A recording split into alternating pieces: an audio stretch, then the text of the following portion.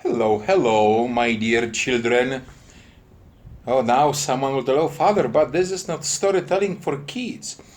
Yes, it is not storytelling for kids, but it is some telling for my children.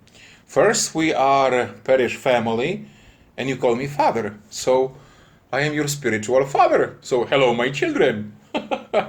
Sounds crazy, right? I know. A little milk? I love good milk. I am missing really good milk, like from the cow, not from a bottle. Yummy. Still good. Okay, so yesterday, for you, because it is my still the same day I am recording, these words in the evening. But for you, yesterday, I told that God, God is listening. And yes, He is listening. I remember when I served in Silver City, St. Francis of Assisi parish, and it was, parish that we call Newman Center parish. And but this time, what's interesting story that it was Newman Center without students, But long story why I know that now they are some good students very active that they try to renew the Newman Club, and I am wishing them the best because it's not easy and a lot of bureaucracy, but I believe that they can do it.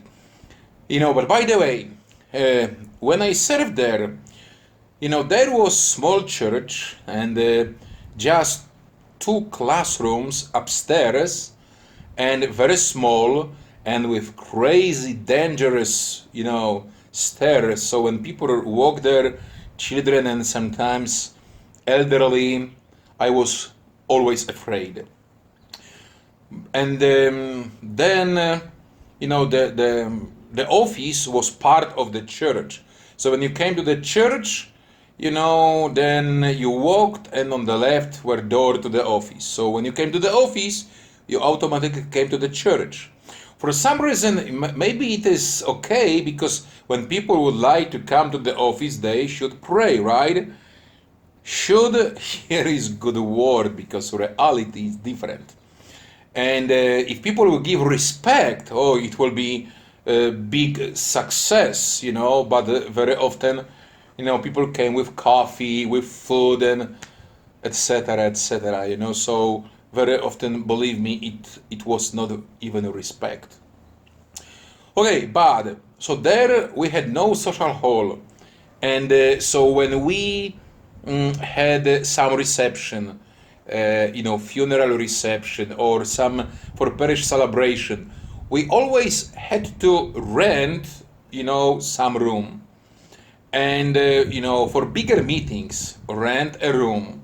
So finally, I remember one year we rented from another parish classrooms for our CCD. And when I was there, I prayed. I asked God, oh gosh, I wish, that we will have a bigger church, that we will have social hall, that we will have, maybe the library, that we can have cafeteria, oh gosh, and classrooms. I prayed. And look what's happened. 2017, December 11th, Bishop Oscar asked me, would you like to be my helper? So I said, Bishop, I am here to be your helper. So then he asked me, would you like to go to Roswell and to serve there? And in Silver City, I was just 1.5 years, so nothing. So I told, and then Bishop told me that you have 1 week, you can think, pray. I said, Bishop, Roswell? 1947, I'm ready, But first I told him, if you need me, of course I am ready. I am ready to go because I would like to be your helper. So I came here. First, I remember my former secretary, she gave me a gift, small box, and you will see soon a picture. Exactly. So this is the relic of Saint Elizabeth Seton.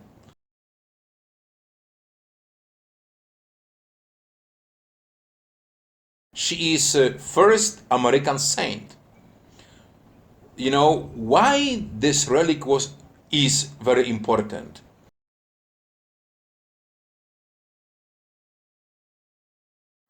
Because I came to Roswell to serve in our parish on Wednesday, January 3rd. So I arrived here. And January 4th, it was, I think, Thursday, I celebrated my first Mass. What is interesting, January 4th, it is the feast day, the memorial of of Saint Elizabeth Seton. Wow, right? I have her relic with the certificate, which is here.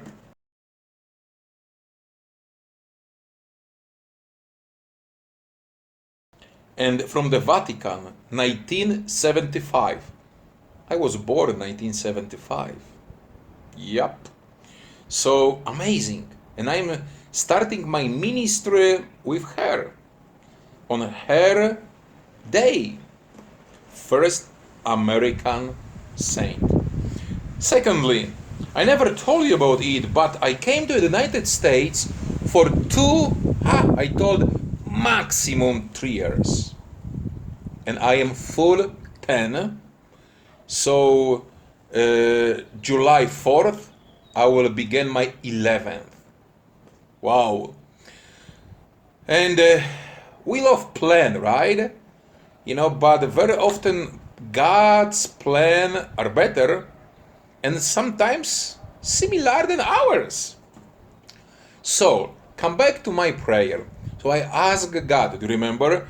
For social hall, classrooms, more big kitchen, maybe the library, cafeteria, that people can come to drink maybe a cappuccino and to eat some sweet. We love sweet, right? And then can meet and talk. Good prayer. And God heard my prayer. Look, I remember first day when I really walked in our campus. Beautiful big church. Big office, even mine. Then, wow, 1, 2, 3, 4, 5, 6, 7, 8 classrooms. The library, cafeteria, everything what I ask for, right? So, yes, he heard my prayers, but a little differently, because I think that I forgot to tell him God there, right? So, but everything from my request list we have here. Unfortunately, we are not using it as we can, like cafeteria. It's not really cafe, it's just meeting room. I try to change it still. I'm thinking, because we have beautiful cafe, parish cafe, and we can have, tea, coffee, and some cakes or whatever. But we need you, that you will come to spend the time there, because I can be there by myself, but by myself I'm right now.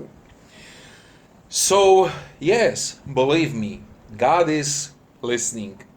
But very often, He's not doing what we want, or He's not doing how we would like that He will work. But I would like to tell you, always what He is doing, it's better than we can think. As I told yesterday, for you, still for me the same day, and we have a short view. We see just a little. God's view is full. God sees whole picture. So we told this time couple days, And on Sunday, Divine Mercy Sunday, on Monday, Tuesday, which is still today for me, when you will hear it and watch, it's Wednesday. But yes, the same words. Jesus, I trust in you. It is not easy to trust him, believe me. I know it. I am priest 19, almost 19 years, full 18. And you know what is interesting? I never had situation in my life that I was upset with God. Never. When I was upset with myself. You know, if something was wrong, bad, some crazy situations, very often I had this situation because not that God did something, just me. Because we have something from God that we have problem with it. Free will. Free will. We are thinking that free will it is that we can do what we really fully want to do. Not really. Not always our freedom, you know, it's fully freedom. It's freedom about making decisions, right? But if my freedom will put people to the risk, where is the freedom? When my freedom will reduce people's life, where is the freedom, right? So it's not, you know, the same. But also, what this means, freedom, to make a decision. And always children can tell, I have no freedom, I have to follow my mom's role. So it's the same that parents will reduce children's freedom? No. Parents are doing, you know, what is the best for children. Not always children will see it or would like to see it. I remember when I was younger, you know, very often I argue with my mom, especially when I was a teenager, that Mom, I know better. I am 15, right? You know what I'm talking about. And the first time in my life, just a couple of days ago, I told one of our parishioners about it. I really understood my mom why she sometimes told me no. And I would like to tell you, because her love and protection. So when I understood, it was summer camp, and I was a director for this camp. I had a couple adults, but I had 50 kids. Some was sick, some, oh gosh. Their life was on my hand. I had to do everything to protect them during this time. And the first time I understood my mom, gosh, she's doing it 24 hours per day. So now very often I am apologizing my mom that not always I cooperated with her. Because this time I was more selfish, because I wanted something for me. Very often in our life, we need to think about others. Look about Jesus. What he did not for himself, for others, for us, for you and me. So, yes, God is listening. We need to be just his better student, better follower, and the most important, trust him more. God bless you and have a blessed day. Bye-bye.